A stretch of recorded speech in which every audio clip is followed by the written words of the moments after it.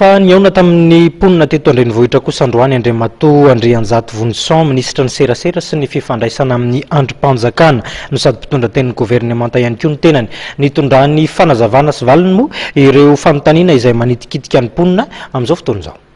Nitondra fanazavana mikasika ny zava-misy ny asan'ny governemanta tamin'ny mponina nihetsika tanterahana teto amin'ny trampokon'olona isotry. Nisoritsoritany ministra ny Serasera sy ny fifandraisana amin'ny andriam-panjakana Andrianjato Vonison ireo asa tanterahan'ny governemanta ary tetikasa samihafa miandry.